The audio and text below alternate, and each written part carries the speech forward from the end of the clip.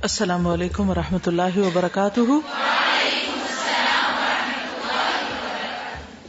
نحمده ونصلي على رسوله الكريم اما بعد فاعوذ باللہ من الشیطان الرجیم. بسم اللہ الرحمن الرحیم. رب اشرح لي صدری ويسر لي امری واحلل عقدۃ من لسانی یفقهوا قولی. کل کے لیسن کے بارے میں کس کس نے کچھ سوچا جا کر کچھ کرنے کا کام کیا یا نیت کی یا تیاری کی؟ جی السلام علیکم. کل جب میں وصیت لکھنے لگی اور اس سے پہلے میں نے اشیاء کی لسٹ بنائی تو ہر چیز پہ شکر ادا کیا.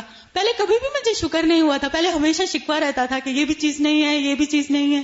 لیکن کل جتنا شکر ادا کیا شاید میں نے کبھی بھی نہیں کیا. الحمدللہ، کیونکہ وہ ساری چیزیں سامنے آ گئی جو ہماری ملکیت میں ہیں. الحمدللہ. جی السلام علیکم. وعلیکم السلام. میں نے بھی پہلے لسٹ بنائی اور اس سے پہلے ہم نے تعلیم الاسلام میں جب وصیت لکھی تھی تو اس ٹائم میرے پاس 5 پارے تھے اور میں ان پہ خوش ہو رہی تھی کہ یہ میں کسی کو دے دوں گی. لیکن کل جب میں بنا رہی تھی تو میرے پاس 30 پاراز تھے اور 3 قرآن پاک تھے جو میرے اپنے تھے. وہ جب میں بنا رہی تھی لسٹ اور پھر میں نے بعد میں وصیت لکھی، مجھے اتنی خوشی ہو رہی تھی اور میں نے 7 پیسے جو تھے سب چیز ڈیوائڈ کر کے لکھ دی تھی. الحمدللہ. تو کہتے ابھی تک وہ لسٹ بنا رہی ہیں، مکمل نہیں ہوئی. یہ بھی آپ دیکھیے کہ جب بنانے لگیں گے تو پتہ چلے گا کہ حساب کس کس چیز کا دینا ہے، کیا کچھ ہے ہمارے پاس، کوئی اور کچھ. یہ کہتی ہیں کہ کہیں یہ کل درس پہ گئی تو لوگوں کو پتہ نہیں تھا کہ مالی معاملات کے علاوہ بھی وصیت ہوتی ہے، تو یہ بھی بہت ضروری ہے اویئرنیس. جی آپ صحیح ہے. بالکل. دیکھیے آپ انڈیویجول تو ہے نہیں کہ اپنی مرضی سے جو چیز چاہے کرے. گھر میں رہتے ہیں، گھر کا ایک حصہ ہے، تو جب کوئی بھی کام کریں گے تو مشاورت سے ان کو بتا کے یا ان کے علم میں تو آئے گی، تو پھر بعض اوقات ایکسپٹ نہیں کرتے یا اس کو قبل از وقت کی بات سمجھتے ہیں. تو ایسی باتوں پر کام اینڈ کوائٹ اور اسے کہیں کہ اللہ کا حکم ہے. اس لیے میں سمجھتی ہوں میرے پاس وہ چیز ہے جس پر وصیت لکھنی چاہیے جو 2 راتوں سے زائد نہ گزرے اور انسان لکھ لے اپنے لیے. جی اپنی بھی وصیت کی اور ساتھ ساتھ میں والدہ میری آن لائن کلاس سن رہی ہیں تو ان کا ٹیسٹ لیا کہ آپ کو کیا سمجھ آئی ہے، وصیت کس کو کہتے ہیں. پھر 3-4 ان سے میں نے سوال کیے تو الحمدللہ سمجھ آ گئی. الحمدللہ. میری مامی، ان کی ڈیتھ ہو گئی تھی 2005 میں ہارٹ اٹیک کی وجہ سے. تو she was a very pious woman اور کلمے پر موت ہوئی تھی ان کی. انہیں سیالکوٹ لے کے گیا کیونکہ انہیں دفنانا ادھر تھا. تو ہوا کچھ یوں کہ ماموں نے بعد میں بتایا کہ مطلب کچھ ٹائم پہلے انہوں نے بات یہ کی تھی کہ مطلب میری جو پردے کا جو ہے نا وہ خیال کیا جائے. اور سیالکوٹ میں اس پورا دن لائٹ نہیں تھی. مطلب میں یہ سوچی تھی کہ اگر نیت اچھی ہو نا تو اللہ تعالیٰ خود انتظام کر دیتے ہیں. الحمدللہ انتظام کر دیتے ہیں. ٹھیک ہے. کچھ اور چیزیں پڑھتے ہیں اور کچھ اور لوگوں کی وصیتیں آپ کے ساتھ شیئر بھی کروں گی تاکہ آپ کو آئیڈیا ہو کہ کس کس چیز میں وصیت لکھی جاتی ہے. اور رب العالمین، عالمین ایک عالم نہیں کئی عالم، اور ان میں سے ایک عالم اور اس کا ایک حصہ میں. اللہ کی عبادت کرنے والے تو بہت ہیں، اللہ کے حکم پر چلنے والے بہت ہیں. اگر میں اس کے حکم پر نہیں چلوں گی تو اس میں سراسر میرا ہی نقصان ہے، اللہ کا کچھ بھی نقصان نہیں. وہ تو رب العالمین ہے، سارے جہانوں کا مالک ہے، لیکن میرے پاس اس کے سوا کون ہے؟ کوئی بھی نہیں. اس لیے اگر وہ راضی نہیں تو کچھ بھی نہیں کمایا، اور اگر وہ راضی ہے تو سارے جہان ہمارے موافق ہے. اس لیے میری اول و آخر ترجیح کیا ہونی چاہیے کہ میں کوئی چھوٹا کام کروں یا بڑا، اس سے میرا مقصود اپنے رب کو راضی کرنا، اور وہ اسی صورت میں ہو سکتا ہے جب ساری عبادتیں، ساری قربانیاں، ہر طرح کا عمل اللہ ہی کے لیے خالص ہو. اگر وہ ناراض ہے تو نہ صرف یہ کہ وہ چھوڑ دے گا بلکہ باقی اس کی تمام اطاعت گزار مخلوق بھی الگ ہو جائے گی، وہ بھی چھوڑ دے گی.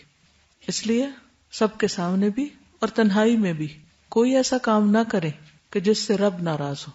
ہماری زندگی کا واحد مرکز و محور یہ بات ہو جانی چاہیے کہ ہم اللہ کو راضی کریں اپنے ہر عمل سے، ہر قول، ہر فعل، ہر سوچ، ہر خیال، ہر آئیڈیا، ہر چیز کے ساتھ. کچھ بھی جو ہمارے پاس، چھوٹے سے چھوٹے عمل اور بڑے سے بڑے عمل. اور جہاں کسی اور کا خیال ہے، کوئی اور شریک ہونے لگے تو فوراً جھٹک دیں کہ نہیں، میرا رب بڑا ہے، مجھے جو کچھ کرنا بس اس کے لیے کرنا ہے، چاہے وصیت کرنی ہے یا کچھ اور. یعنی وصیت بھی جو آپ لکھیں گے تو بندوں کی رضامندی کے لیے نہیں لکھیں گے، اللہ کی رضا کے لیے. تو آج کا موضوع ہے کہ وصیت پر عمل درآمد کیسے ہوگا. سب سے پہلی بات یہ کہ وراثت کی تقسیم سے پہلے وصیت کو پورا کیا جائے گا. دوسری بات یہ کہ جائز وصیت پر عمل کرنا لازم ہے. اگر وصیت ناجائز ہے تو اس پر عمل نہیں کیا جائے گا. اسی لیے اگر وصیت غلط ہو تو اس کو بدلا بھی جا سکتا ہے، کیونکہ اس کے پورا کرنے میں وصیت کرنے والے کی تو اطاعت ہے لیکن اللہ کی نافرمانی ہے. تو کوئی کام بھی اللہ کی نافرمانی کا نہیں کیا جائے گا، خصوصاً ایسا کام جس سے حقداروں پر ظلم ہو رہا ہو. سورۃ البقرہ آیت 181 میں اللہ تعالیٰ فرماتے ہیں، پھر جو شخص اسے بدل دے اس کے بعد کہ اسے سن چکا ہو، یعنی جائز وصیت کو، تو اس کا گناہ انہی لوگوں پر ہے جو اسے بدلیں. یقیناً اللہ سب کچھ سننے والا، سب کچھ جاننے والا ہے. تو اسے پتہ چلتا ہے کہ اگر کسی کی وصیت جائز ہے تو تبدیل نہیں کی جائے گی، لیکن اگر ناجائز ہے تو تبدیل کی جا سکتی. بچے کی وصیت کو بھی پورا کیا جائے گا. غسان کے ایک بچے نے، ایک قبیلہ ہے، اپنے ماموں کے لیے وصیت کی. جب عمر رضی اللہ عنہ کو یہ معاملہ پہنچایا گیا تو انہوں نے اس وصیت کو جائز کر دیا کہ اگر اس وصیت کے اندر کوئی ایسی غلط بات نہیں ہے تو خواہ کوئی بڑا کرے یا چھوٹا کرے اس کو آنر کیا جائے گا، اسے قبول کیا جائے گا. ناقابل قبول وصیت، ایسی وصیت جو شرعی احکامات سے ٹکراتی ہو، اس پر عمل نہیں کیا جائے گا. ایسی وصیت جس سے کسی کی حق تلفی ہوتی ہو، خصوصاً جب کہ وہ کسی مستحق وارث کے جائز حق میں محرومی یا زیادتی کا سبب بنتی ہو، تو وہ بھی ناقابل قبول اور باطل قرار دی جائے گی. ایسی وصیت ضرر رساں وصیت کہلاتی، نقصان پہنچانے والی وصیت. تو وصیت کی شرائط میں سے ایک چیز کیا ہے کہ اس سے کسی دوسرے کا نقصان نہ ہو، کسی پر کوئی زیادتی نہ ہو، نہ کسی حقدار پر، اور نہ ویسے بھی کہ آپ جس کو وصیت کر رہے ہیں اس کو مشقت میں ڈال دیں، پریشان کر دیں، یعنی بوجھ نہ ڈالیں دوسروں پر. حرام اور غیر دینی کاموں یا بدعت کے کاموں پر خرچ کرنے کے لیے وصیت کی جائے تو وہ نافذ ہی نہیں ہوگی.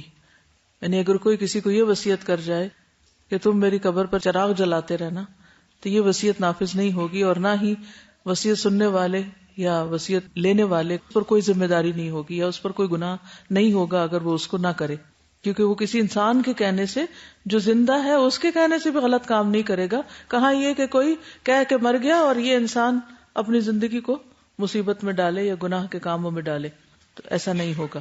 موت کی مدہوشی یا سختی کی حالت میں کی گئی وصیت اور نصیحت، نیز یاداشت سے محروم یا کوئی مخبوط الحواس شخص وصیت کرے جس پر ورثاء کا اطمینان نہ ہو، تو اسے کسی معتبر عالم دین کو بتا کر اس کے بارے میں شرعی حکم معلوم کر لینا چاہیے. بعض اوقات لوگ جب ہوش میں نہیں ہوتے، نیم بے ہوشی میں ہیں یا بیماری میں یا تکلیف میں ہیں، اور کچھ اور لوگ ان کو انسسٹ کر رہے ہیں آپ یہ لکھ دیں، اس پہ سائن کر دیں، تو وہ پھر اس طرح ویلڈ نہیں ہوگی جس طرح ایک صحیح صحت مند انسان کی وصیت ہوگی. تو اس میں اگر کسی پر بھی زیادتی ہوتی ہو تو کسی سے مشورہ کر کے اسے تبدیل کیا جا سکتا ہے.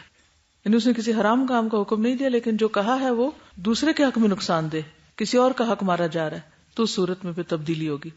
غلط وصیت کو بدل دیا جائے گا.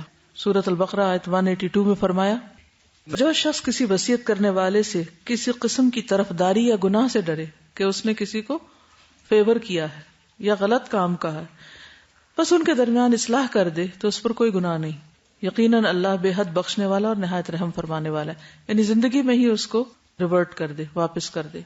حضرت عائشہ رضی اللہ تعالیٰ عنہ کہتی ہیں کہ سعد بن ابی وقاص اور عبد بن زمعہ کے ایک لڑکے کے بارے میں جھگڑا ہوا. ایک بچہ تھا، اس پہ یہ دونوں میں ڈسپیوٹ ہو گیا. سعد نے کہا، یا رسول اللہ، یہ میرے بھائی عتبہ بن ابی وقاص کا لڑکا ہے، اس نے مجھے وصیت کی تھی کہ یہ اس کا لڑکا ہے، آپ اس کی مشابہت اس میں دیکھیے. اور عبد بن زمعہ نے کہا کہ یہ میرا بھائی ہے، تو مجھے ملے یہ میرا بھائی. یا رسول اللہ، میرے والد کے بستر پر ان کی لونڈی سے پیدا ہوا، وہ اپنا دعویٰ کر رہے تھے. رسول اللہ صلی اللہ علیہ وسلم نے لڑکے کی صورت دیکھی، شکل دیکھی، تو اس کی عتبہ کے ساتھ واضح مشابہت تھی. آپ نے فرمایا، اب لڑکا بستر والے کا ہوتا اور زانی کے حصے میں پتھر ہیں. اصل میں جس لونڈی کا بچہ تھا وہ پہلے عتبہ کے پاس تھی. اور عتبہ کون تھے؟ کس کے بھائی تھے؟ سعد بن ابی وقاص کے بھائی تھے.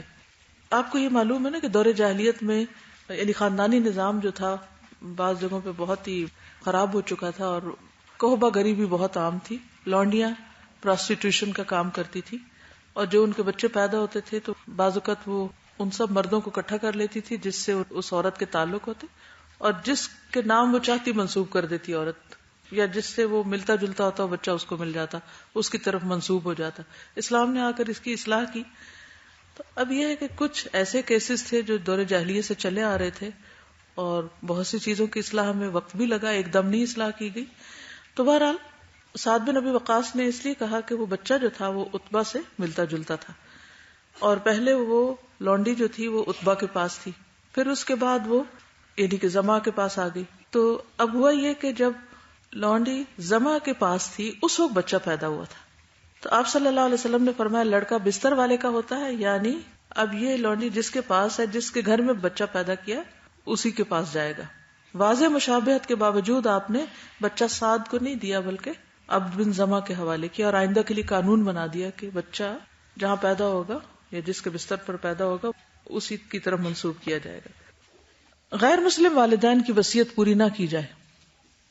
عبداللہ بن عمرو بن العاص سے روایت ہے کہ عاص بن وائل نے وصیت کی کہ اس کی طرف سے 100 گردنے غلام آزاد کیے جائیں. چنانچہ اس کے بیٹے ہشام نے اس کی طرف سے 50 غلاموں کو آزاد کیا. پھر اس کے بیٹے عمر نے اس کی طرف سے باقی 50 غلاموں کو آزاد کرنا چاہا تو کہا میں پہلے رسول اللہ صلی اللہ علیہ وسلم سے پوچھ لوں. باپ کفر کی حالت میں فوت ہوا اور ایک وصیت کر گیا کہ میری طرف سے 100 غلام آزاد کر دیے جائیں. ایک بیٹے نے 50 کی، دوسرا کرنے لگا تو اس نے سوچا کہ طرح میں مشورہ کر لوں. تو وہ نبی صلی اللہ علیہ وسلم کے پاس آئے اور کہا اے اللہ کے رسول صلی اللہ علیہ وسلم، میرے باپ نے 100 گردنیں آزاد کرنے کی وصیت کی ہے.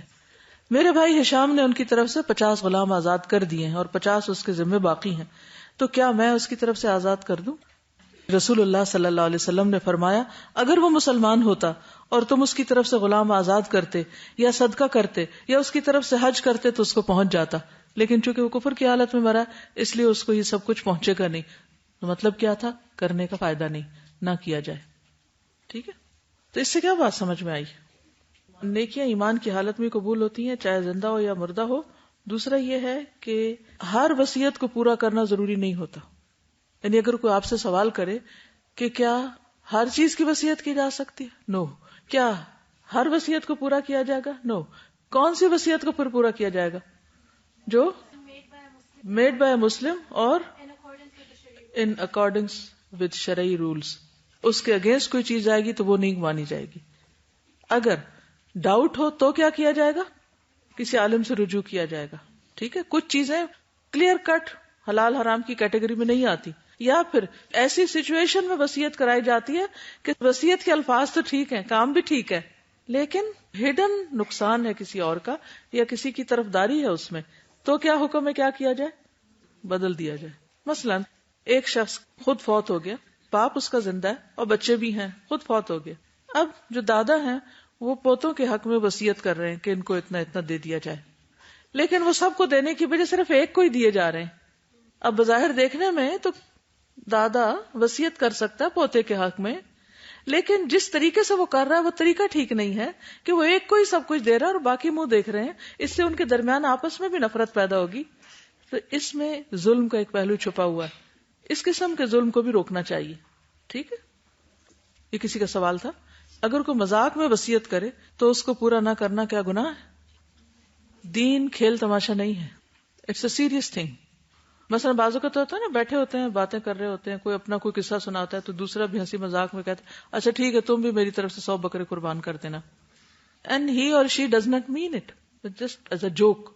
تو اس کو پورا کرنا ضروری نہیں ہے انٹل انلیس کہ وہ باقاعدہ اس کو لکھ کے دے یا پراپر طریقے سے وصیت کرے. اس میں بھی آتا ہے کہ لا تتخذوا آیات اللہ ہزوا، اللہ کی آیات کو مذاق مت بناؤ. کسی نے لکھا ایک باپ کے 5 بیٹے ہیں، ان میں سے ایک باپ کی زندگی میں فوت ہو گیا جبکہ اس کے آگے بھی بچے ہیں، یعنی اس کے اپنے بچے بھی ہیں. جب جائیداد تقسیم ہوگی تو اس مرے ہوئے لڑکے کا حصہ اس کی اولاد کو ملے گا یا نہیں، یہ صرف وصیت کی جائے گی. وراثت ملے گی یا وصیت؟ ماشاءاللہ بہت اچھا ہے، ٹھیک سمجھ گئے آپ. یعنی جو اس کا اپنا باپ ہو تو ان کی تو وراثت ان کو مل گئی، اسی لیے باپ کے باپ کی وراثت پوتے کو نہیں ملے گی، یعنی کہ دادا کی نہیں ملے گی، کیونکہ انہوں نے اپنے باپ کی لے لی. اگر سمجھتے ہیں کہ اپنے باپ کے پاس خاص کچھ نہیں تھا تو بچے ضرورت مند ہیں تو پھر اسی لیے تو وصیت رکھی گئی ہے کہ صلہ رحمی بھی کی جائے. سوال ہے، کافی کے سوال ہیں، چونکہ میں بتا چکی ہوں تبھی ٹیسٹ لے رہی ہوں آپ کا. اگر کوئی غلط وصیت کر جائے تو اس کے بعد اس وصیت کو کیا تبدیل کیا جا سکتا ہے؟ دلیل کیا ہے؟ ومن خاف من موص جنفا او اثما، جنف یہی ہے نا ایک طرف کا فیوریٹزم، بس ان کے درمیان اصلاح کر دے تو اس پر کوئی گناہ نہیں. ٹھیک ہے. وصیت کی اقسام، یعنی کس کس قسم کی وصیت ہوتی ہے مالی معاملات کے علاوہ، اور کیا وصیتیں ہوتی ہیں. نمبر 1 وصیت برائے مال و اسباب. نمبر 2 وصیت برائے حقوق اور واجبات. نمبر 3 وصیت برائے نصیحت اور تزکیہ تربیت. تو یہ 3 مختلف طرح کی ہیں. ٹھیک ہے، یعنی ایک میں مال ہے، ایک میں حقوق ہے، اور ایک میں عام وصیتیں ہیں. نمبر 1 وصیت برائے مال و اسباب. مال و اسباب خواہ کچھ بھی ہو، زیور، کرنسی، بینک اکاؤنٹ، سرٹیفکیٹ، منقولہ اور غیر منقولہ جائیداد، یہ سب ترکہ میں شامل ہے. یعنی یہ سب کیا ہے؟ ترکہ. ترکہ کیا ہوتا ہے؟ چھوڑا ہوا مال. کون چھوڑتا ہے؟ مرنے والا. تو مرنے والا اس میں سے کچھ بھی چھوڑے گا تو وہ سارا کیا ہو جائے گا؟ ورثہ، ترکہ. اس تمام متروکہ مال کا 1/3 تک غیر وارث قرابت داروں، دوستوں یا امت مسلمہ کے لیے کار خیر کے کاموں کے لیے وصیت میں مختص کیا جا سکتا ہے، اور کوئی چاہے تو اپنا یہ اختیار فی سبیل اللہ کاموں میں خرچ کرنے کے لیے استعمال کر سکتا ہے. ایسی وصیت میں 1/3 تک مال کے معاملے میں حکمت سے کیا ہوا فیصلہ اس کے لیے قیامت تک صدقہ جاریہ بن سکتا ہے. لیکن یہ وہ خود کرے گا، یہ نہیں کہ اس نے تو کچھ بھی نہیں کہا اور پیچھے والے ایک اٹھ جائے اس میں سے اور سب کو کہے نہیں اس میں سے ہم 1/3 تقسیم نہیں کریں گے، ہم سب صدقہ کریں گے. مجبور نہیں کر سکتے پھر آپ کسی کو. تو مرنے سے پہلے ہی وصیت کرنی ہوگی، مرنے کے بعد کوئی اور آپ کے لیے وصیت نہیں کرے گا. Is it clear? یعنی اگر آپ خود نہیں لکھ رہے، اپنی نہیں بتا رہے، نہیں کسی کو کچھ کہہ رہے، اور آپ دنیا سے اچانک چلے جاتے ہیں تو آپ کا سارا مال کیا بن جائے گا؟ ترکہ، چھوڑا ہوا مال. اب وہ کس کا حصہ ہے؟ وارثوں کا. وارثوں کو کب ملے گا؟ قرضہ ادا کرنے کے بعد اور وصیت پوری کرنے کے بعد. وصیت کی نہیں آپ نے، اب کیا ہوگا؟ کیا وارث وصیت بنا سکتے ہیں خود سے؟ نہیں، وہ نہیں کر سکتے. ٹھیک. تو اس لیے کیا ضروری ہے؟ کیا کریں آپ؟ اپنی زندگی میں کریں. دیکھیے وصیت نہ کرنے پر پکڑ نہیں ہے، ہاں ایک ثواب سے محرومی ضرور ہے، مستحب ہے.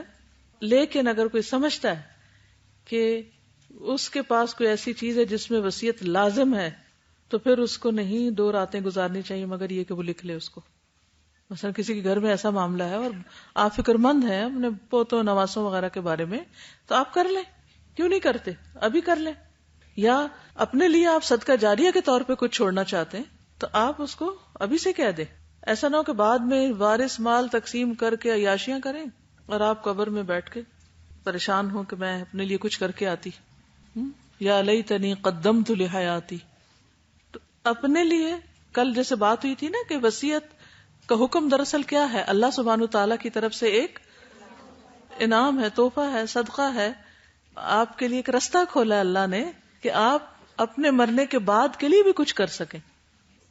ان کا سوال ہے کیا مرنے والے کا ترکہ تقسیم ہونا ضروری؟ کیا دلیل ہے؟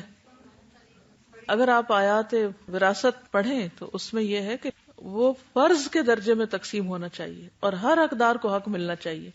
اس کے بعد کوئی صدقہ کرنا چاہے ماں باپ کی طرف سے، جس کا مال وہ یوز کر رہا ہے، کہ تھوڑا اس پر بھی احسان کر دے تو وہ الگ بات ہے. انتہائی غلط بات ہے کہ نسل در نسل وہ چیز چلتی رہے. فوراً فیصلے کرنے چاہیے ایز سون ایز پاسبل. اگر آپ کو میت سے ہمدردی ہے، ساری زندگی کی نیکیاں برباد ہو جاتی ہیں.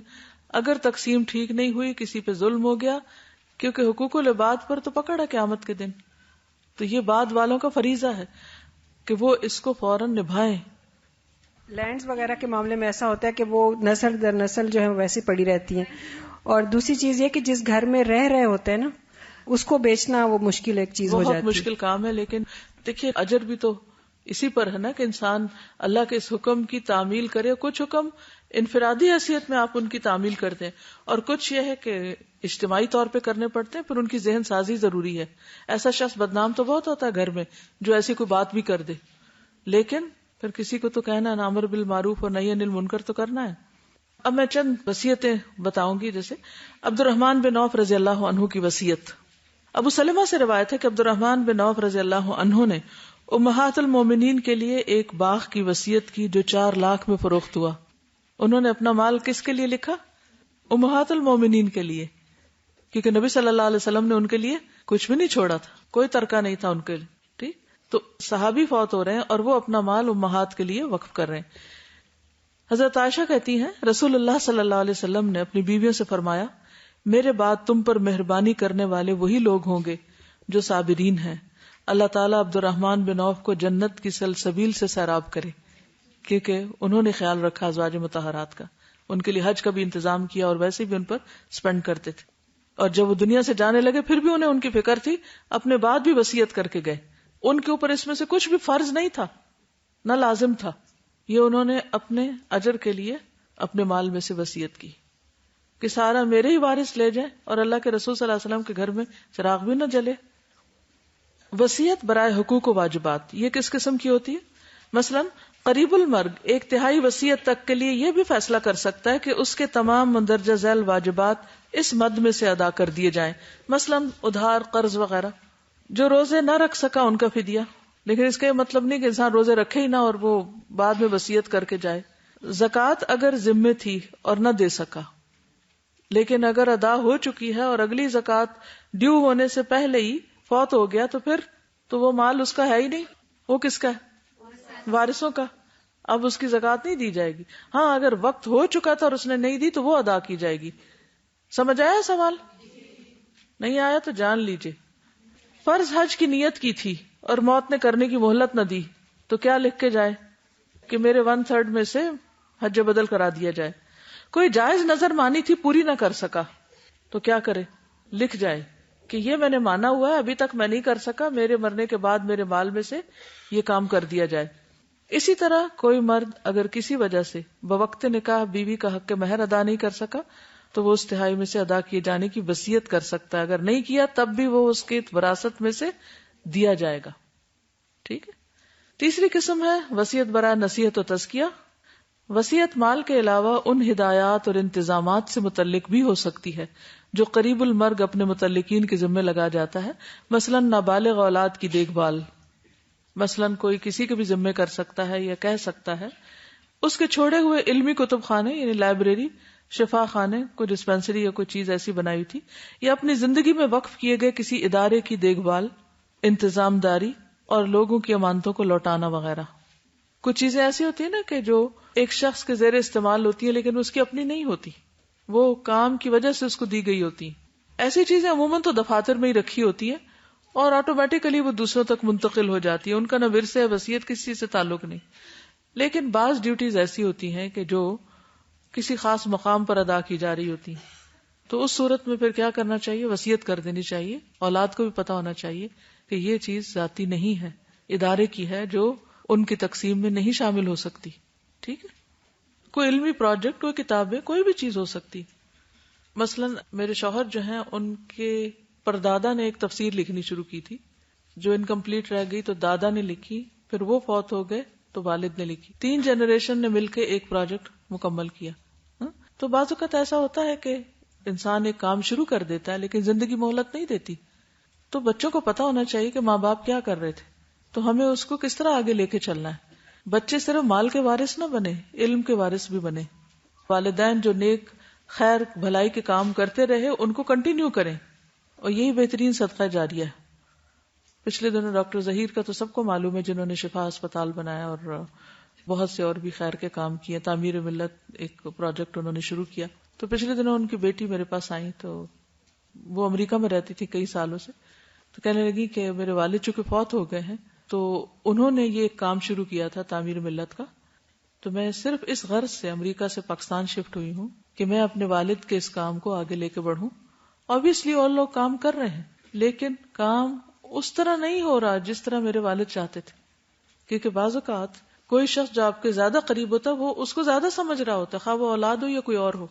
تو ان کو اپنے طور پہ بھی سوچنا چاہیے کہ ماں باپ نے کام شروع کیا، ادھورا رہ گیا، اسے مکمل ہونا چاہیے تاکہ ان کے لیے صدقہ جاری ہے، یا ان کے اوپر ایک امانت تھی یا ایک ذمہ تھا، ایک فرض تھا جو وہ ادا نہیں کر سکے یا ادھورا رہ گیا، اور اگر اس کو کوئی سیریسلی لے کے نہیں چلے گا تو وہ بگڑ جائے گا، ختم ہو جائے گا، لوگوں کی امانتیں ضائع ہو جائیں گی. ظاہر ہے کہ جو چیریٹی کے پروجیکٹس ہوتے ہیں ان کے بارے میں سنجیدگی ہونی چاہیے. یہ تو نہیں کہ ہم لوگوں کا مال اکٹھا کر لیں اور اس کے بعد یہ نہ سوچیں کہ اس کو کون لک آفٹر کرے. تو ہر چیز کی انسان کو فکر ہونی چاہیے، جو بھی اس کے پاس ذاتی ہے یا امانتاً کوئی چیز اس کے حوالے ہے. اور قرآن مجید میں آتا ہے نا کہ انتو ادوا الامانات الی اہلھا، کہ امانتیں ان کے اہل کی طرف لوٹاؤ جو واقعی اس میں سنجیدہ ہو، کام کرنے والے ہوں، چاہے وہ رشتہ دار ہوں یا غیر رشتہ دار، دونوں طرح سے. تو الحمدللہ مجھے بہت ہی خوشی ہوئی کہ وہ اپنی ساری ہر چیز ایک جگہ سے دوسری جگہ ہجرت کرنا وہ ایک بہت مشکل کام ہے، لیکن جو ایسی قربانیاں کرتے ہیں وہ دوہرا اجر پاتے ہیں. ایک تو والدین کے لیے صدقہ جاریہ اور ان کے ساتھ احسان کرنا، اور دوسرا یہ کہ لوگوں کی بھلائی کے کام آگے بڑھانا. اچھا جی، اپنے گھر کو علم کی خاطر وقف کرنے کی وصیت. محمد بن عمر کہتے ہیں ایک مرتبہ میں ابن عباس رضی اللہ عنہ کی خدمت میں جمعے کے اگلے دن حاضر ہوا. اس وقت وہ ام المومنین میمونہ رضی اللہ عنہا کے گھر تھے. کون؟ ابن عباس.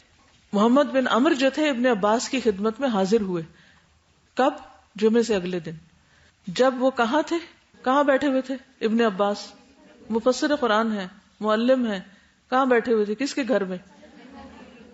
ام المومنین حضرت میمونہ کے گھر میں. وہ کیا لگتی تھی؟ ان کی خالہ تھی. وہاں بیٹھ کے کیا کر رہے تھے وہ؟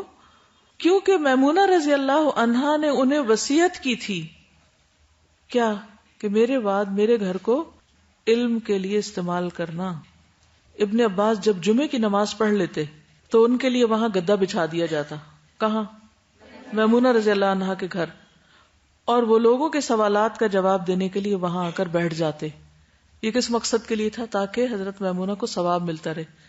جس کی کوئی زمین ہوتی ہے، جس کا کوئی گھر ہوتا ہے، اس پر جو بھی اللہ کا ذکر کیا جاتا ہے، خواہ وہ مسجد ہو، خواہ وہ دینی ادارہ ہو، جیسے اس وقت آپ اس فلور پہ بیٹھ کے دین کی باتیں سیکھ رہے ہیں، تو جس کا پیسہ یہاں لگا ہے ان سب کو اجر پہنچ رہا ہے. اگر آپ کوئی بھی عمل کریں گے تو وہ سارا عمل صرف آپ کے لیے نہیں ہوگا، اس کا ایک حصہ آپ کے حصے میں سے نہیں، اس کا ایک حصہ فری اجر ان کو بھی جائے گا جنہوں نے اس کے لیے وقف کیا مال اپنا.